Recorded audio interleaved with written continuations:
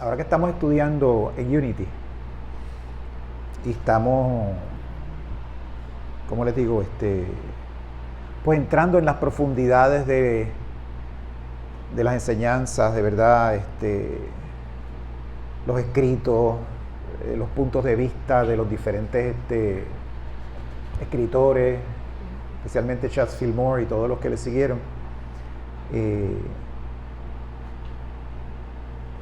Es evidente, por lo menos para mí, lo importante que es la interpretación metafísica de las palabras, especialmente del Antiguo Testamento, o como nosotros llamamos ahora, las escrituras hebreas. Y ténganme un poquito de paciencia, porque voy a hacer como una historia de todo esto, pero para que ustedes más o menos vean la verdadera importancia de esto hoy más que nunca, en el siglo XXI, y con todas las cosas que están pasando. No es que antes no fuera importante, pero claro, yo no vivía antes, yo vivo hoy. Así que hoy para mí es más importante. Durante la semana estábamos viendo un documental que se llama El Imperio de los Simios o El Imperio de los Chimpancés en Netflix. Bien interesante, pues son 8 episodios y te cuentan las peripecias en un año de esta banda de monos que viven en un bosque en Uganda. Son como 150 y aparentemente la más grande que se ha descubierto hasta ahora. 150 es el límite de los grupos que viven juntos. Usualmente cuando ya aumentan más los miembros, pues se tienen que ir algunos y qué sé yo, y esto pasó en esta banda en algún momento. Entonces, ¿cómo se comportan entre ellos? La política, cómo mantienen el poder, cómo mantienen las amistades, cómo mantienen las relaciones unos con otros, los aliados, cómo ellos fortalecen esas relaciones y minimizan las otras y rechazan a los demás. Las guerras con otros grupos de monos también por territorio. Y por lo menos a mí me recordó mucho cómo somos nosotros, porque nos parecemos en cantidad. La diferencia entre un chimpancé y un ser humano en términos genéticos es 1%. Nosotros tenemos el 99%, nos compartimos 99% de los genes con los chimpancés.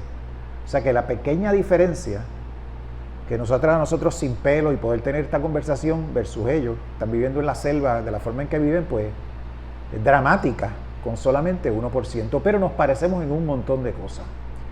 Y llevamos la política, llevamos las relaciones, llevamos las amistades, las riñas, las guerras, igualito, por territorio, etc.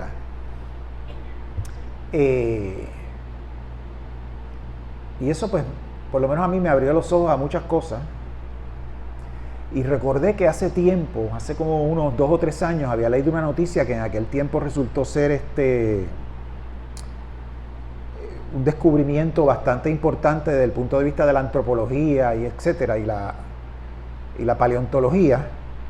Resulta que en África, en unas excavaciones, estos antropólogos físicos descubrieron un entierro, 25 cuerpos enterrados aproximadamente de hace 10.000 años en este sitio en África.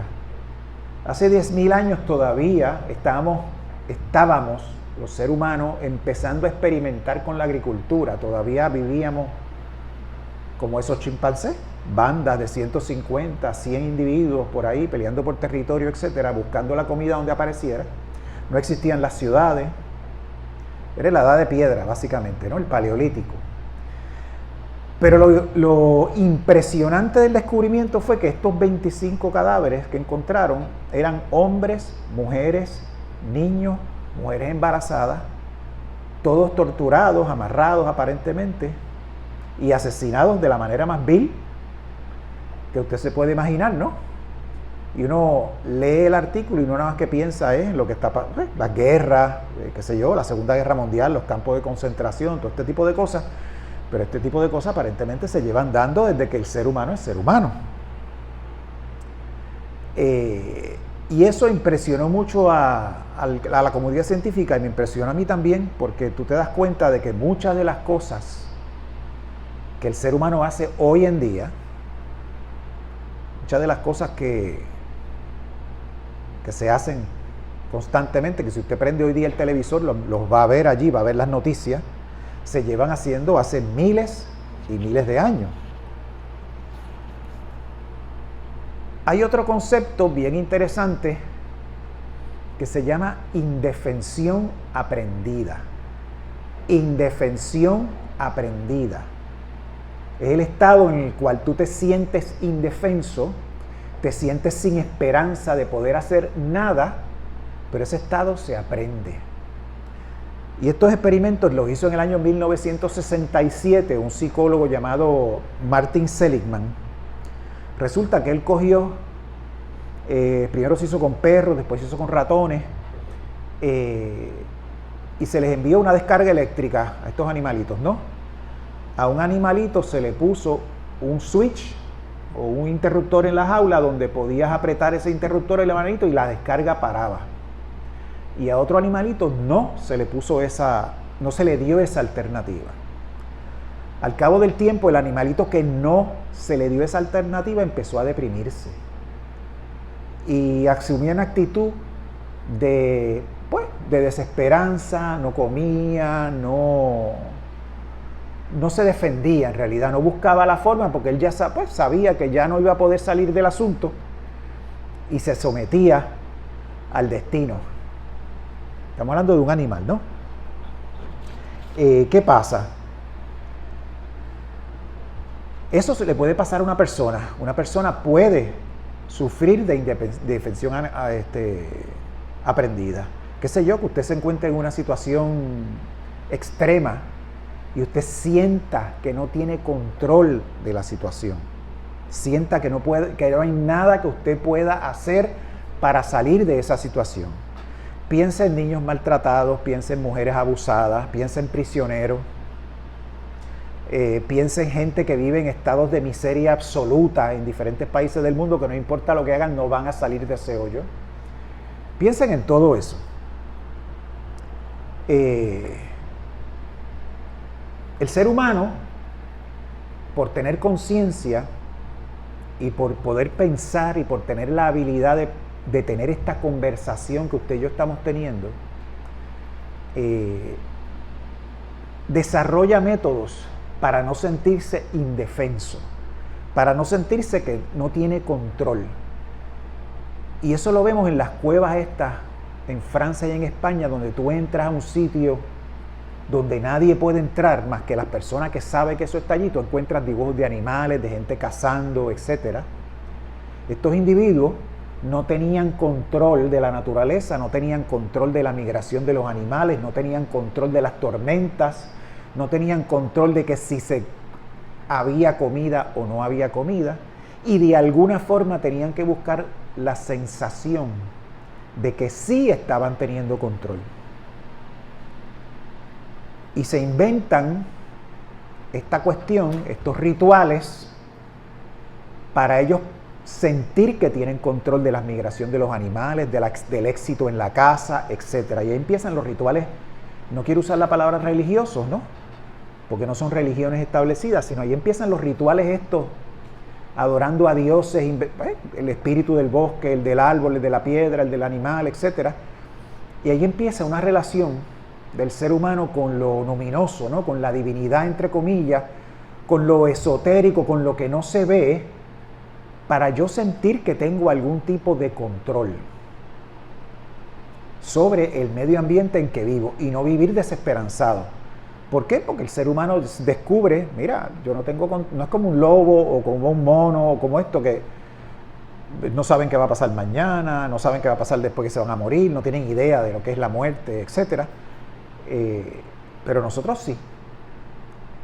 Y para salir de ese estado de indefensión tenemos que inventarnos todos estos rituales y todas estas cosas desde los tiempos.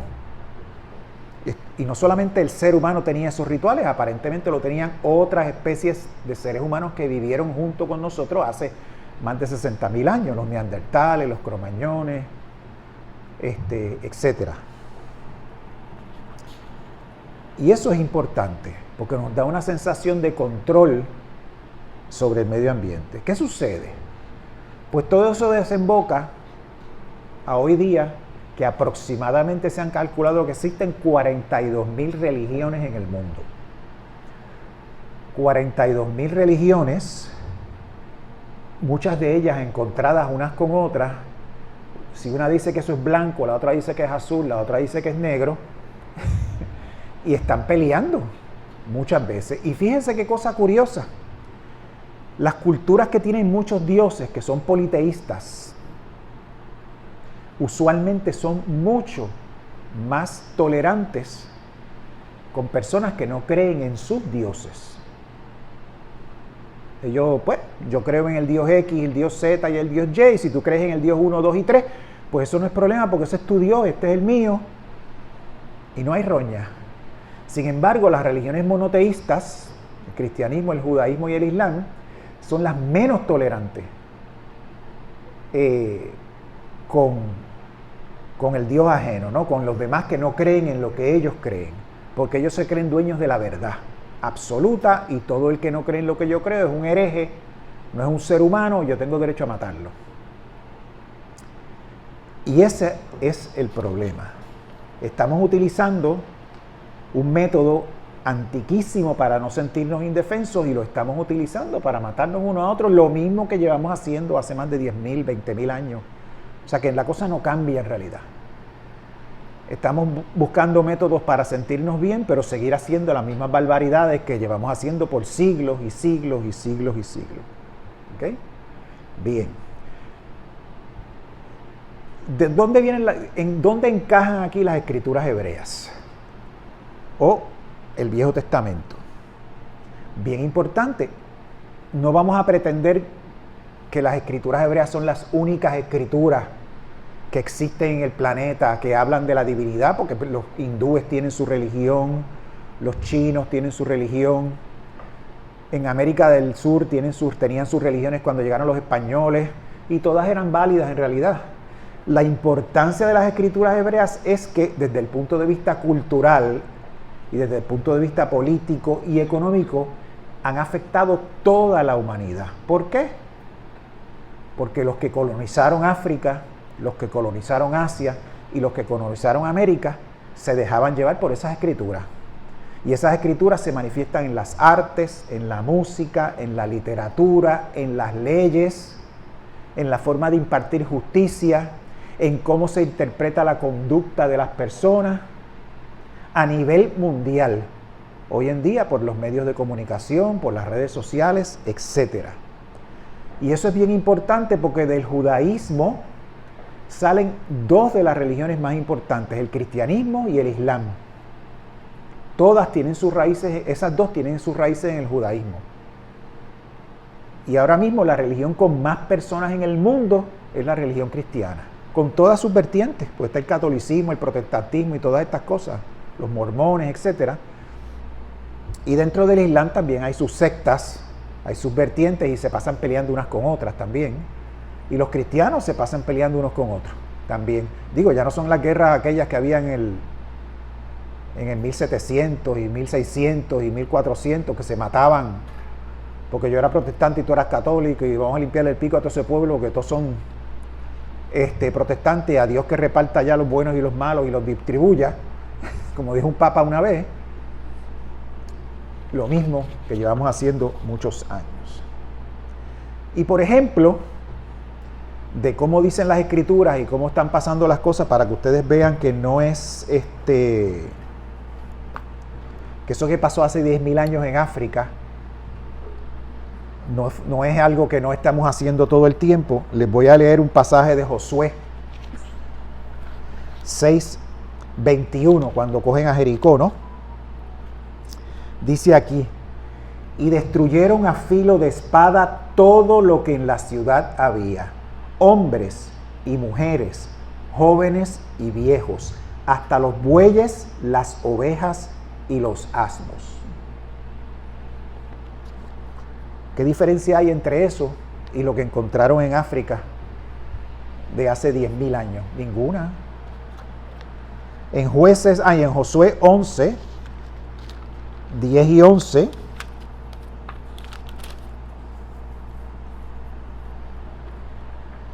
Dice, y volviéndose Josué, tomó al mismo tiempo a Hazor, una ciudad que había por allí, y mató a espada a su rey, pues Hazor había sido antes cabeza de todos esos reinos. Y mataron a espada todo cuanto en ella tenía vida, destruyéndolo por completo, sin quedar nada que respirase. Y después la quemaron. Los romanos hicieron lo mismo con muchas ciudades, con Cartago, etcétera, ¿no? En Deuteronomio 22, 27. Esto es para que ustedes vean la idea que tenían ellos de la relación entre los hombres y las mujeres y lo que valían las mujeres para esa gente en esa época, ¿no? Si fuera sorprendido alguien acostado con una mujer casada con marido, no sé si había mujeres casadas sin marido, ¿verdad? Pero mujeres casadas con marido, ambos morirán. El hombre que se acostó con la mujer y la mujer también, y así quitarás el más de Israel. Bueno, si hubiese una muchacha virgen desposada con alguno y alguno la hallare en la ciudad y se acostase con ella, entonces los vas a matar a los dos fuera de la ciudad a pedradas porque él la violó y porque ella no gritó y pidió auxilio. Mas si un hombre hallara el campo, una mujer desposada y la forzase, pues matan al hombre y a ella no la matan porque nadie la escuchó si pidió ayuda, porque está en el campo, ¿no? Entonces, si algún hombre hallara una mujer virgen que no fuera desposada y la tomara y se acostase con ella y fueran descubiertos, entonces el hombre que se acostó con ella dará al padre de la joven 50 piezas de plata. O el equivalente, qué sé yo, 5 cabras, un buey, no sé. Y ella será su mujer por cuanto la humilló, y no la podrá despedir en todos sus días. Ninguno tomará la mujer de su padre, ni profanará el lecho de su padre. O sea que no importaba si esa mujer iba a vivir el infierno el resto de su vida, ¿no? Con ese tipo que la violó, pero pues, esas eran las reglas. Y había que hacerlas, y había que cumplirlas, ¿no?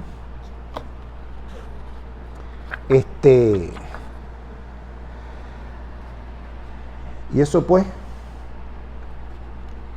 está terrible. Una cosa curiosa que hay una página en Unity que habla de la interpretación metafísica de todo esto, de todas las cosas. La única interpretación metafísica que encontré fue lo de Josué con Jericó, y claro, tiene su interpretación, Charles Fillmore se la dio, etcétera, pero de las otras no hay ninguna.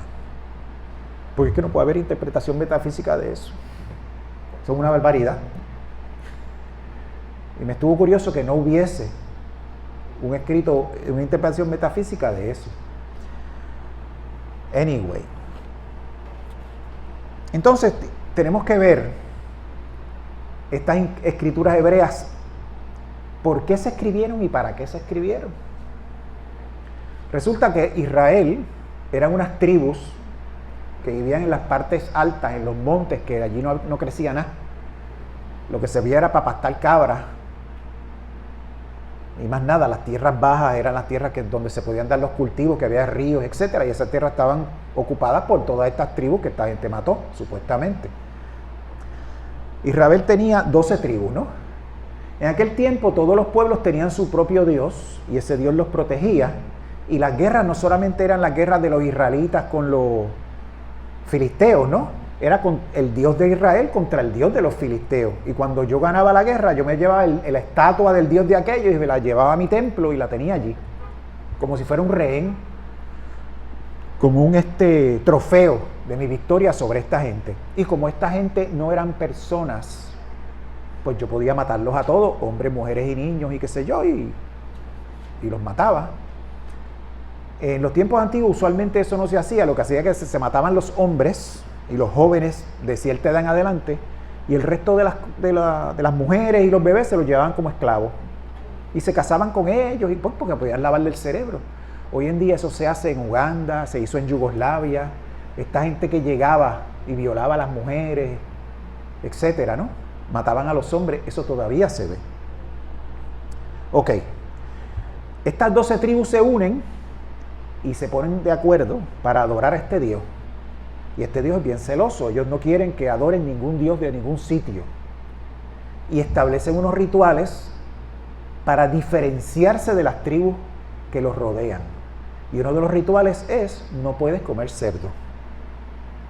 En los asentamientos israelitas tú no encuentras huesos de cerdo, sin embargo, en asentamientos de pueblos que vivían a la cerca, pues sí se comía cerdo.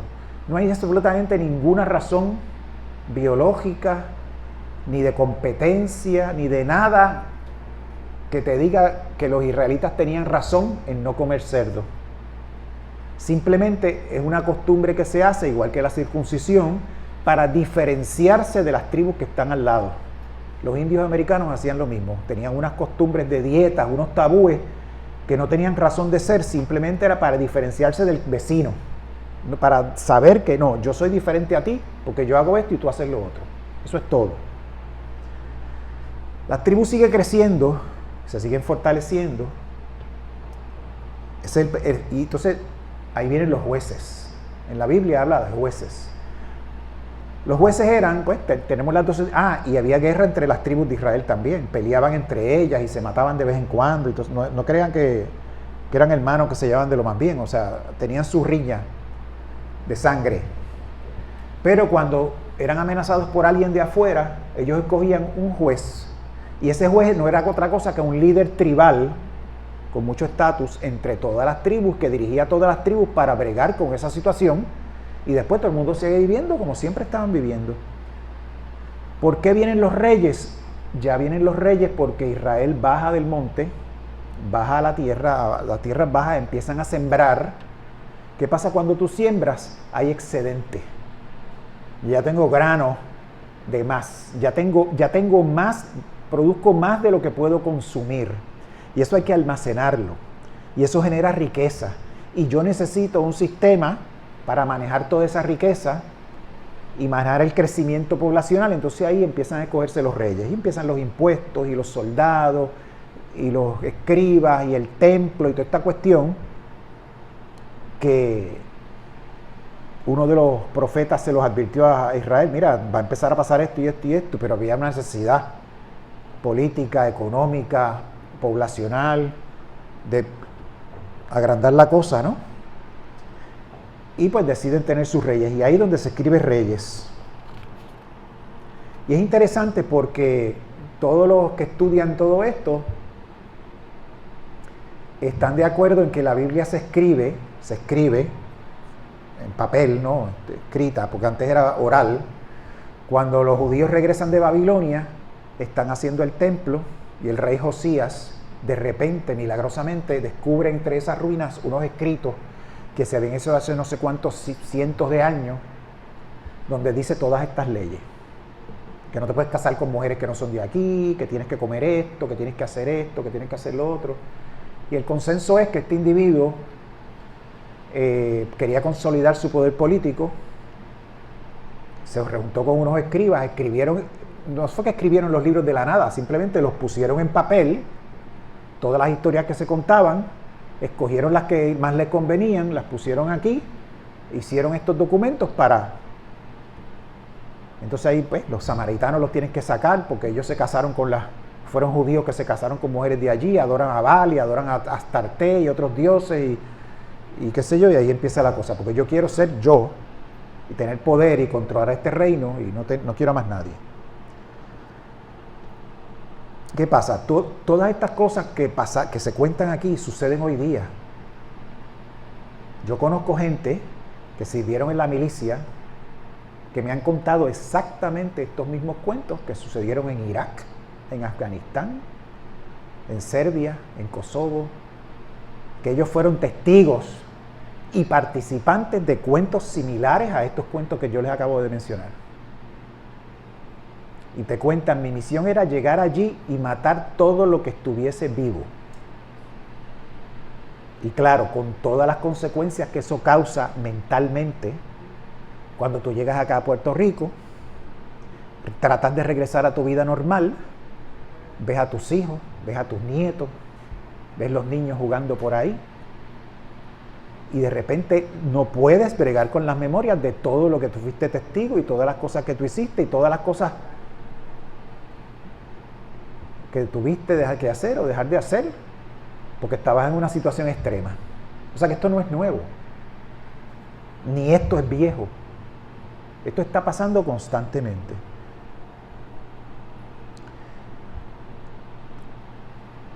Resulta que del siglo XIX para acá, todas estas religiones se han atrincherado en la palabra, se han atrincherado en la escritura porque se ven amenazadas.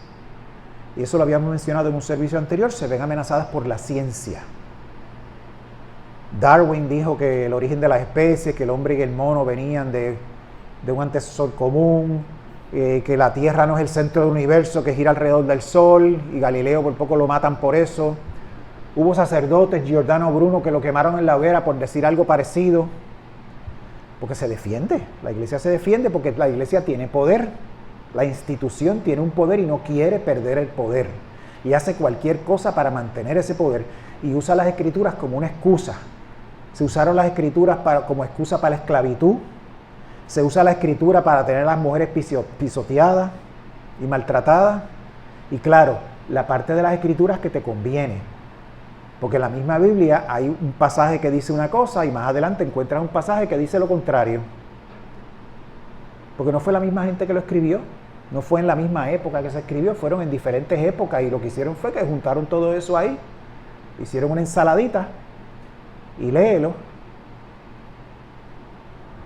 ¿Qué pasó con Jesús? Cuando Jesús llega, Jesús le da una interpretación radical a las escrituras, y radical no quiero decir que sea revolucionario, radical viene de raíz, de lo primero, de lo más profundo. Originalmente, en las escrituras hebreas, cuando los tribus de Israel se juntan para vivir en este monte que estaban amenazadas por diferentes pueblos, ellos querían crear un código de conducta para defenderse unos a otros y que fueran iguales todos, para que no hubiera diferencias entre ellos, para que se protegieran unos a otros, para que acogieran al forastero, para proteger a la viuda, al huérfano, y querían distinguirse de los demás por ser extremadamente buenazos con los de ellos. Eso no quiere decir que no van a ser malos con los demás, pero por lo menos con ellos mismos, ¿no? Y eso se había perdido en el Israel de los tiempos de Jesús, en la Palestina de los tiempos de Jesús. Estaban contaminados por los griegos y sus cosas, estaban contaminados por los romanos y sus cosas. El gobierno estaba vendido a los poderes, al poder metropolitano de Roma. Los sacerdotes estaban con el gobierno y estaban en contra de cualquier interpretación que les quitara a ellos el poder, y vino Jesús y les recordó que las escrituras estaban para esto, para amarse los unos a los otros y etcétera, pero fue más allá, la cosa fue más allá, porque ya no era el pueblo de Israel, ya era todo el mundo. Amarás a tu prójimo como a ti mismo, y amarás a tus enemigos. O sea, ya Jesús no hacía distinciones entre yo amo los míos y los demás, a Dios que reparta suerte. No, todo el mundo es responsable de todo el mundo, no importa de dónde venga, no importa lo que crea, no importa el color de su piel, no importa lo que coma, no importa sus costumbres. Hay que querer a todo el mundo. Es una religión, o no una religión, porque en aquel tiempo no era una religión, era un movimiento religioso político dentro del judaísmo, pero que incluía a todos. Pablo fue el que más ayudó a eso, porque extendió eso por todo el mundo mediterráneo, con los griegos, etcétera, y los romanos. Pero ya venía esa semilla ahí. Hay que incluirlos a todos. Es incluyente. Pero como había una riña entre los seguidores de Jesús, los fariseos, los asmoneos y todos los otros, y Roma no quería problemas, pues cogen a Jesús y lo crucifican. Lo matan para evitar problemas, porque no querían disturbios en las provincias, en la colonia. Y Pilato lo ponen lavándose las manos, bendito, yo no encuentro culpa en este tipo. Eso se escribió mucho después, cuando los cristianos querían congraciarse con el imperio, porque Pilato, a través de toda la historia de Roma, es el individuo más más canalla, por no decir otra cosa, canalla con P, que había tenido el Imperio Romano en las provincias. A cada rato lo movían de un sitio a otro por todas las atrocidades que él cometía y los enemigos que se buscaba. Metía la pata donde quiera. Y no creo que por estar en Palestina eso cambió. Pues el movimiento de Jesús se va expandiendo por el Mediterráneo, atrae a mucha gente, porque a mucha gente le está atractivo este asunto. El Mediterráneo era un mundo cosmopolita. Había gente de 20.000 culturas adorando a 20.000 dioses. Vivían juntos en ciudades. Vivir juntos en ciudades, eso atrae problemas porque hay más enfermedades, se te pegan de los animales, más fácil que te dé una enfermedad de otra persona, las plagas de la peste y esto y aquello y la lepra, lo que sea. Pero la gente empieza a ver que los cristianos empiezan a cuidarse unos a otros. Porque tú tienes lepra, yo no te voy a tirar allí a la cueva y fastidiate. Total, le llamaban lepra a cualquier cosa que fuera una erupción en la piel. Puede ser eczema, una dermatitis atópica, que en realidad eso iba a sanar. Pues los cristianos empiezan a cuidarse y empiezan a cuidarse y empiezan a cuidarse y empieza a crecer esa religión. No solamente empieza a crecer por la gente que atrae, sino empieza a crecer como se cuidan, tienen más hijos. ¿Qué sucede? El imperio de repente ve eso como una oportunidad y se convierte el imperio al cristianismo y hacen al cristianismo su religión oficial. Y claro, si va a ser mi religión oficial, yo la tengo que controlar. Y viene el concilio de Nicea, y vienen los obispos, y vienen los papas, y toda esta cosa. Y ahora es lo mismo de antes. Si tú no crees en esto, para la hoguera es que va. Y te vamos a torturar para salvar tu alma. Digo, te vamos a matar como quiera, pero te torturamos para limpiarte el alma y todo ese tipo de cosas. Y eso se hace terrible, ¿no? ¿Y qué pasa? Si usted lee el credo de los apóstoles, el credo de los apóstoles te dice lo que tienes que creer, no te dice lo que tienes que hacer. Lo que tienes que hacer está en el Sermón del Monte de Jesús. Pero el Concilio de Nicea y el credo de los apóstoles no dice nada de eso. Él dice lo que tienes que creer, que Jesús es hijo de Dios, que nació de María Virgen, que lo mató a Poncio Pilato, que resucitó al tercer día, bla, bla, bla, bla, bla, bla. Y después que tú creas eso, estás salvo. ¿Cómo te portas? Eso es inmaterial porque podías comprar después las indulgencias y todo este tipo de cosas. Y ahí fue entonces que el cristianismo cambia, porque se convierte en la religión del opresor, en vez de ser la religión del oprimido que era siempre. Ahora, después del cristianismo viene el islam, ya estaba el judaísmo. Y pues toda esa interpretación literal de la palabra es lo que se usa para excusar toda esta conducta terrible que se hace en nombre de Dios contra tus hermanos, contra seres humanos igual que tú. Que lo venimos viendo todavía, y en los Estados Unidos se vio hasta la década del 60 con los negros y con las mujeres, y se busca pasajes de la Biblia, casi todos del Viejo Testamento, para justificar un montón de atrocidades, ¿no? La importancia de la interpretación metafísica, que Charles Fillmore en realidad no fue el primero, lo que pasa es que eso se ahogaba, lo ahogaban los poderes que son. Charles Fillmore tuvo la visión de no dejarse arrastrar por esas interpretaciones literarias, ¿no? Literales de la palabra, y continúa y expande esta cuestión de la interpretación metafísica y acoge toda creencia habida y por haber, y no le importa lo que tú crees. Si tú crees que rezar en el rosario, sigue rezando el rosario. Si tú crees lo que sea, tú síguelo creyendo. Pero aquí, esta es la interpretación que yo entiendo, que nosotros entendemos que es la mejor. Y acogía a todo el mundo. Tanto así que los servicios en la iglesia de Unity, en la iglesia no, en el centro donde se reunían a discutir, eran clases, eran conferencias, eran un intercambio de ideas, eran tertulias, porque ahí es donde la gente aprende. y todo el mundo cabe, nadie se queda fuera.